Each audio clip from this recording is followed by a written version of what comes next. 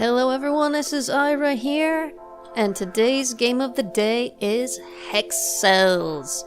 Figured we would end off this little 2-week experiment with a puzzle game. And a really cool puzzle game that I really like. I have actually finished this game and gotten most of the way through its sequel, Hexcells Plus, after which I will play Hexcells Infinite, because there is just no end to the awesomeness of this puzzle game. It is unlike any other type of puzzle game I've played. I mean, it bears a resemblance to other games like Minesweeper and things like that, but just the mechanics of it and the way it seems so simple and yet becomes so difficult, it's just astounding. This game was released in February 2014, by the way, by Matthew Brown. So, let's not waste any more time. This is my completed game. Let's jump into a new game, and we'll just go through the first few levels and show you what they are like. Starting with 1-1. It does start with a tutorial, always good. Remove orange hexes to reveal the pattern underneath. The number in an empty hex tells you how many adjacent hexes are part of the pattern. Left click to mark a hex as part of the pattern. Right click to destroy hexes that aren't part of the pattern. And let me tell you guys, one of the most common mistakes that I've made is misclicking, forgetting which button does which. And you have to complete most of the levels perfectly in order to get all the points and to get all of the achievements and stuff. So some of these levels, obviously this one is very quick. 6 0 0 0 0 0 0 a 1, boom. Complete. But as you get further, they very quickly get a lot more complicated. So see, here there's a 2. These 2 have to be checked. Here's a 2. These 2 have to be checked. Here's a 5. 5 of these have to be part of it, but we don't know which 5 yet. The 1 here, clearly. 2, 2, and now we know which 5. 3, that means this one is as well. Here's 2, 2, 2, 2, 2. Not here, and 2. Very simple to start out with. Although, if you're not used to doing puzzles like this, I can imagine that even at the start this one might seem a little daunting. To me, you know, as some of you know, I make puzzles for a living, so I spend a lot of time solving puzzles. I love puzzles. So to me, this isn't too hard. Here's 1 here. This one can't be. There we go. 0, 0, 1, 1. Perfect. It's always a matter of finding where to start. So for example, the 0 is an obvious starting place. So you keep going until there are no more zeros. Now we've got a 1, so we know this one has to be blue. And here we've got a 2, this one has to be blue. One of these has to be blue, but we don't know which one yet, do we? Here we go is another starting point, 2. Well, there's only touching 2, so those 2 have got to be like that. Those 2, boom, boom. Now, our first moment where we have to stop and think, alright, here we go. This 1 is actually only touching 1, and then we've got these 2, these 2, these 2, and we're done. You wouldn't believe how complicated and difficult these puzzles start to become, though. This is the first world here, where it's always just a question of finding a spot where there can only be one possible answer. Once you've got that, you can just go. Until you get to a point where you're like, oh, wait a second, and you have to stop and think. Rushing to solve puzzles of this type, always a bad idea. Universally, 100% of the time, a bad idea. So, you really do have to stop and think sometimes, otherwise you end up making mistakes. Now here's a fun one. There's nothing adjacent to these 2. Are they blue or not? Well, this is where this becomes important. They're remaining. This tells us how many blue blocks are remaining. So, there's only 2 blocks left, and there's 2 remaining, then they both have to be blue. Check it out. Like it very much. Like it very much. Okay. Here's a 4. That one's got 2 already. 1, 1, 1. I may be showing off a little bit here, guys. Forgive me if I show off a little bit with the speed. I'm sure some of you could solve these just as quickly, but I'm also sure that some people could not. It's very interesting because, as I said, part of my job as a writer and editor at educational magazine, well, several educational magazines, publishing house that publishes several educational magazines, is writing the puzzles. I am always the one who writes the puzzles because nobody else wants to do it because they are not puzzlers. They say, you know, they don't know how to solve puzzles, they don't know how to write puzzles, they would just make crosswords every month, which I think is horribly boring. So I create logic puzzles every month based on the vocabulary that we're teaching, the English vocabulary, and stuff like that. And every single month, and I mean literally every single month, without fail, we end up in an argument because my puzzles, according to them, are too difficult. They always tell me, it's too hard, you have to make it easier. And then I say, well, if I make it any easier, it's not even a puzzle anymore. It's just follow the directions. You know, that's not a puzzle. A puzzle, you should have to stop and think. But before they publish them, they always check them, which means they always try them. And if they can't solve them easily, and I mean without trying too hard, then they tell me I have to redo it. And very often, there'll be a puzzle where I get an idea for a puzzle, right? And I'm like, okay, there we go, first world complete. Now we've unlocked the second world. Only 4 puzzles in this one. Surely this will be easy, right, guys? Oh, as much as I'm showing off a bit now, pretty soon I will get to the point where I get stuck, and then you guys can laugh at me, or I'll make a mistake, especially if I'm rushing through like this. But yeah, sometimes I think, okay, this puzzle, I know this puzzle, that this idea that I've got is too difficult. I know there is no way they are going to let me make this puzzle, so I'll do an easier version. I'll keep the seed of the idea, but I'll do an easier version, right? No problem. Surely. This is gonna be fine, right? And so I do that, and then they pass it around the room, all the editors trying it and testing it, and every single one of them just looks at me like, what is this? I have no idea what to do here. What are we expected to do? And I'm like, well, you gotta stop, you know, it's a puzzle. You shouldn't get it instantly the second you look at it. You should have to think about it a bit. And they all just kind of look at me like, ugh, we don't feel like, you know, like that. I'm just like, come on, guys. Just try. Try a little harder. Please. Please try a little harder so that I don't have to redo this puzzle. And, yeah, a lot of the time I end up having to throw the puzzle away completely. Or, even if I don't have to throw it away completely, sometimes I have to rewrite it and add hints until it gets to the point where, to me, it is no longer a puzzle. And yet, that's what I have to publish with my name on it. It's a little frustrating. But this is life. You know, it's funny because when you're really good at something, and I think I am not astonishingly good, but I am certainly better than average, I'll say, at puzzles. And at writing puzzles and at solving puzzles. When you're better than the average person at something, you might think, oh, well, then you're the most qualified. Because that's the way it came about. They knew in the office that I was good at puzzles, that I liked puzzles. They said I was the most qualified to write puzzles. But what ended up happening is, this one's fun.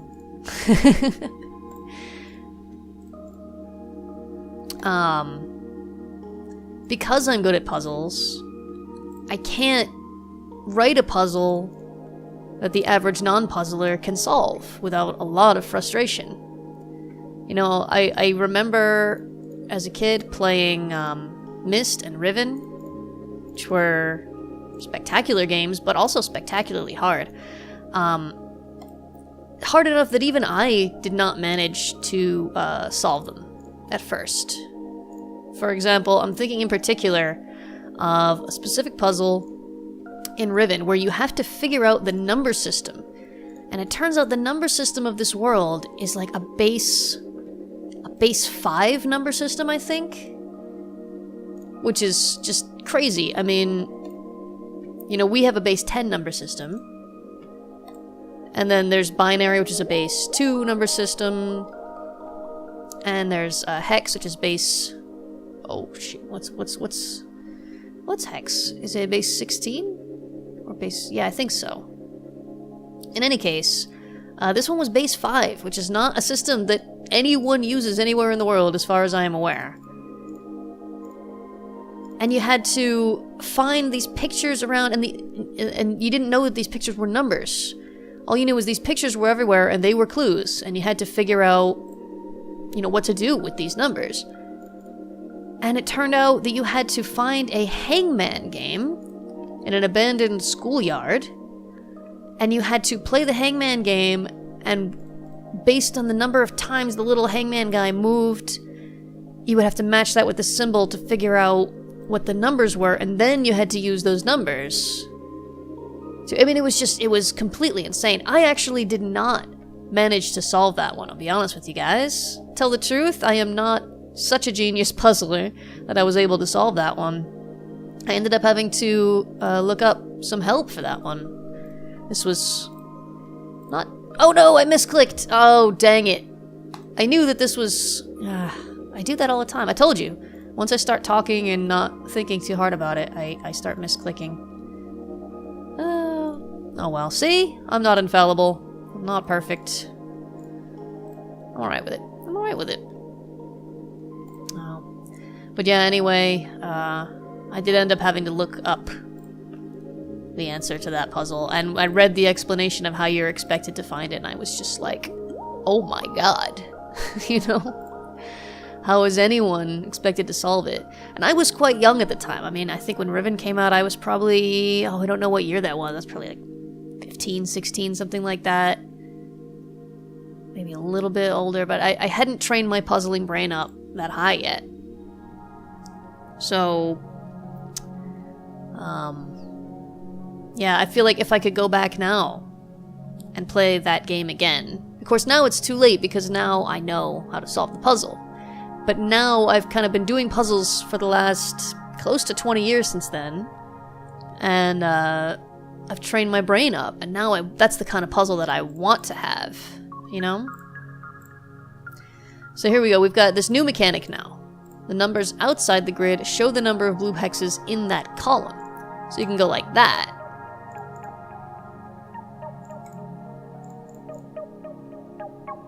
You can start finding the answers that way. We know there's 3 here, so we know those 2 have to be filled in. New mechanics get introduced pretty regularly, by the way. And as you go through the games into Hexcells Plus and Hexcells Infinite, they even introduce more mechanics. So here we go. We know that these 2 hexes are consecutive. So we know this has 3 right next to each other. This has 2 right next to each other, 2 right next to each other, 2 right next to each other. This is very easy level. Obviously these 2. And you can right-click, by the way, to gray that out. And we know it can either be 1, 2, 3, 1, 2, 3. We're not sure. Or 1, 2, 3. But for sure, these are both blue. Or one of the... Hold on. We didn't know that. No.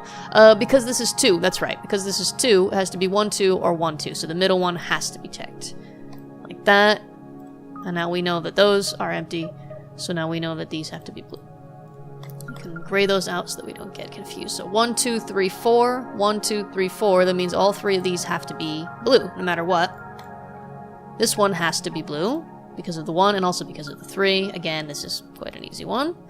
We know that 2 in this row are blue. Well, this one is not. We know there's 4 here, so there we go. Boom, boom. And then we know that 3 in this are blue, and we know that this one's blue. So 1, 2, 3, boom, boom, boom. Easy peasy lemon squeezy, as I like to teach my students. So now we've got these new zeros that we can use to start clearing things out. That one's gotta be blue. We know there's 1 here, so it's gotta be that one. Now here we've got 2, 1, 2, 1, 2. There's no overlap in the middle, so we can't quite yet guess which ones. On the other hand, one of these has to be blue, and one of these has to be blue. So it's got to be these 2, doesn't it? Solved. Done. You see, you start to have to make more complex deductions, logical deductions, as you get into it like this. Here's a 2. There's the 1. That's solved. That one's got to be blue. 2, 3, 1, 2, 3. These 2 are blue. 1, 2, 3, 1, 2, 3. That one's blue, so that one's not, because it's 2. And this one is not, so we know this one is not because they're consecutive. Boom, boom. And here, this one is not, so this one is. We've got that 3 taken care of. 1, 2, 3. So now, the furthest up we can go 1, 2, 3. This one cannot be blue, for sure. Now we've got a 0 there. We've got the answers. The puzzle is solving itself, friends. 1, 2, 3. 1, 2, 3, 4. There we go.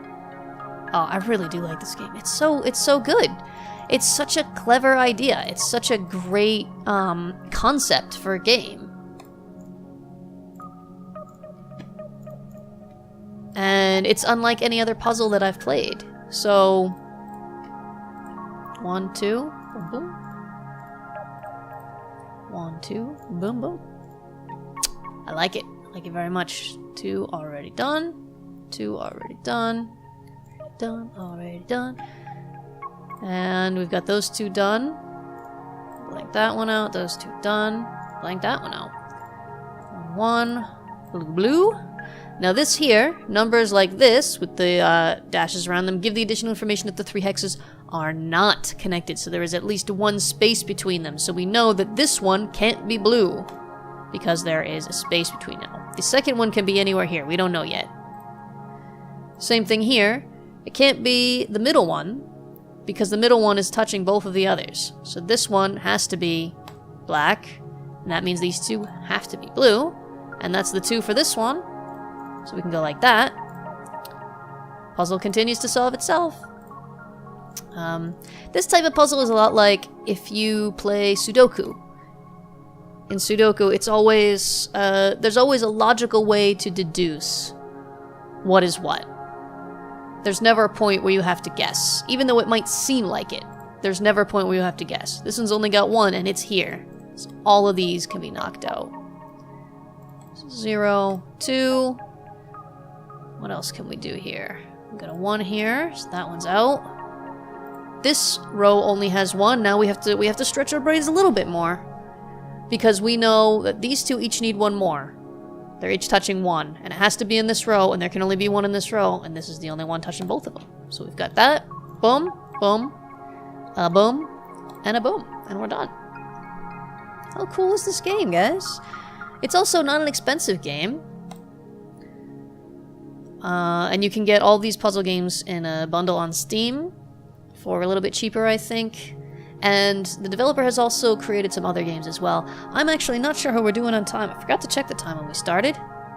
Okay, I just took a peek, so we've got a little bit longer. We can do a few more levels and hopefully get to some of the other mechanics, which is cool. Here we go. That one has to be. What else can we do now? Well, we can't be these 2. Has to be one of these and this one. Don't know which other one yet, but there's a 1 there. Boom, boom, boom. And a boom.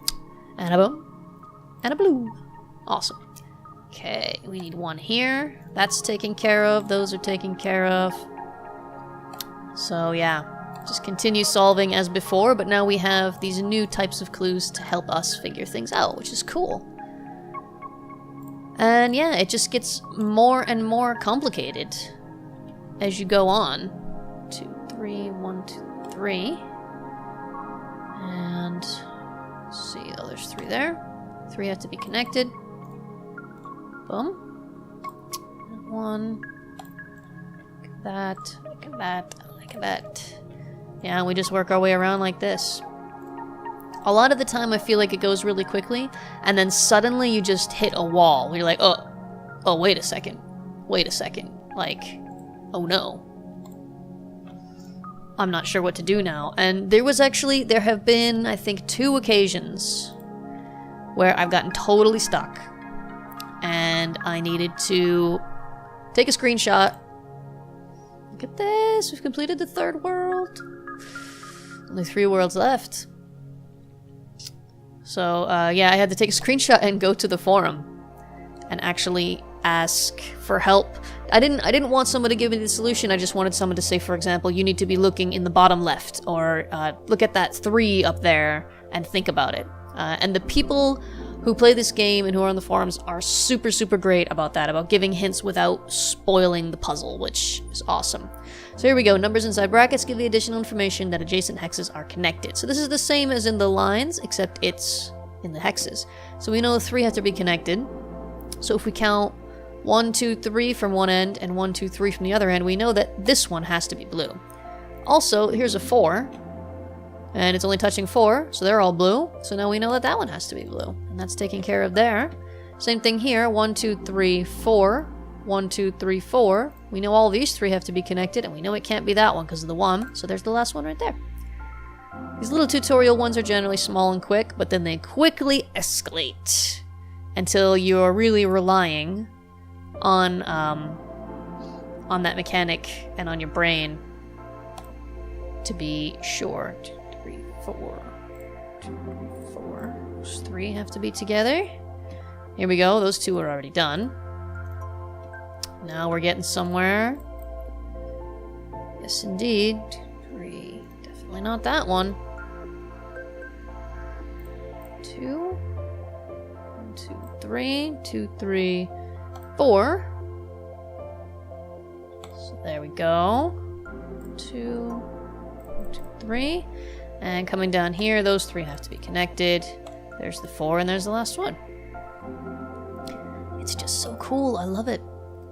I've always thought when I make puzzles for the magazines, when I'm writing my puzzles, I'm very heavily influenced by games like this, by the games that I play.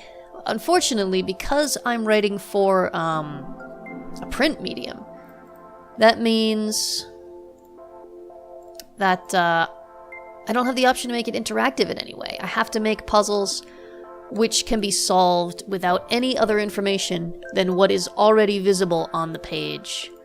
And so I get all these ideas like, oh, I would love to make a game like Hexcells, but I can't do it in that situation. I can't do it for that job. Someday I would like to start making some puzzle games of video games, but I have to learn how to make video games first, or I have to assemble a team. Whoops, oh, misclick. Dang it again. You see, guys, don't rush. Take your time, think about it. Don't rush, don't be like me. Getting all overconfident. I don't know what it is about the left click, right click. Sometimes I just, after doing it successfully for hours, all of a sudden, I'll just be like, wait a minute, which one is it? And I clicked the wrong one, see, I lost one of the points there. Now, I could redo that one, but it's fine. I feel like maybe I'm showing you the whole game here. I don't want to spoil the whole game. On the other hand, even after seeing me solve this, if you decide you want to play this game,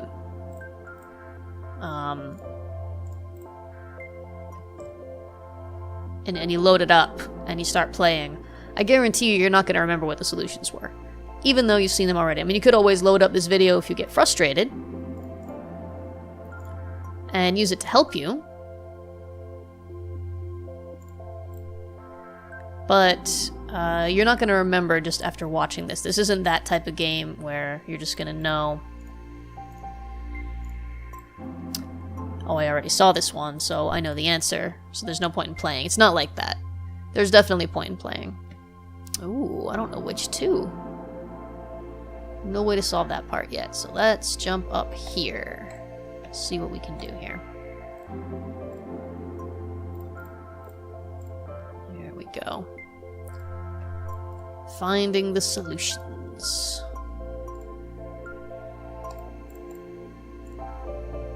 There we go, there's our answer. Has to be these two. Got it. Okay. I think we'll do a few more, and then we'll probably call it for this video, because yeah, I mean, you guys see the game, you see what it is. I wasn't sure at first if I wanted to do a puzzle game for my last game of the day, but then I decided, you know what? A puzzle game is what I feel like playing right now, so a puzzle game is what I'm going to be able to be most interesting about. So that's what I decided to do. I decided to go for it. I don't know which one of these. Definitely not that one.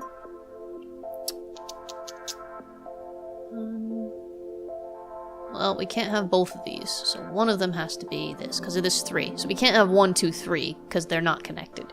2 of them can be connected, but not all 3 of them, so one of them is going to have to be that one. Which takes care of this too. You see? That's how you wrap your brain around these things, guys. Puzzles are so great. Puzzles are so great for your brain. To just train your logical thinking abilities. And there we go. Yeah, I always encourage my students to play puzzle games and to solve puzzles, because it's just such a great way to train your brain. Alright, I think I'm probably going to call it there. It's not probably not the longest video I've done, but not super short either. I think we've got about 20 minutes there. And yeah, that's Hexcells. And as I said, if you're disappointed that, oh no, we've seen all these, well, you're not going to remember them, as I said. And there's also these 2 worlds, which have the hardest puzzles in them. And then there's 2 more games after this, with the same mechanics, and which add even more mechanics, and which will just totally melt your brain. I've actually been stuck on Hexcells Plus for a little while. I need to go back and try it again and see if I can figure out the puzzle now that I've had a break from it.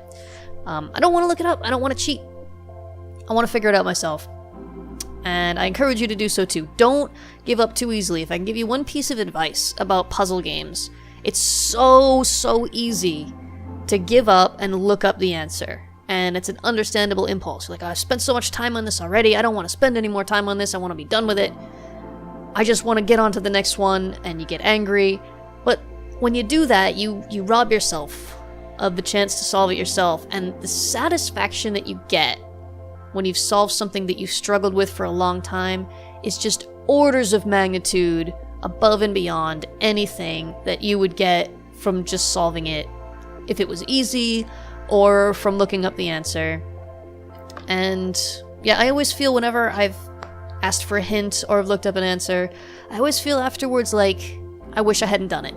You know, like, oh, I'm sure I would have gotten that if I'd have kept trying, and now it's too late to find out because it's already done. I know the answer now. So that's not to say you should never ask for help or ask for hints. As I say, I have done so several times, but just don't give up too easily, you know? Take a break, walk away from the game, come back to it later, and see if you see it in a new way, if you know, sometimes that's all you need. It's just to stop thinking about it for a minute and then come back. Or give it a few days, or give it a week, or give it a month and play other stuff. Come on, we've all got backlogs, guys. We've all got backlogs. None of us are starving for games, I don't think. If you are starving for games, sorry. You are the rare exception, but the majority of us have too many anyway. So go play something else, come back later, and when you finally beat it, and you break through and you solve it, I promise you that feeling is going to be well worth all the frustration that led up to it. So, there's my little piece of advice. Anyway, that is the last game of the day for this little streak. We've had 10 days of little indie games, and I really hope you've enjoyed it. Do go ahead and click thumbs up or thumbs down to let me know if you like this video. Do leave a comment with any kind of feedback, especially if you want to see more or less games like this. And next week we will be back to regularly scheduled programming, and I've got all kinds of announcements and new things to show you guys. I cannot wait.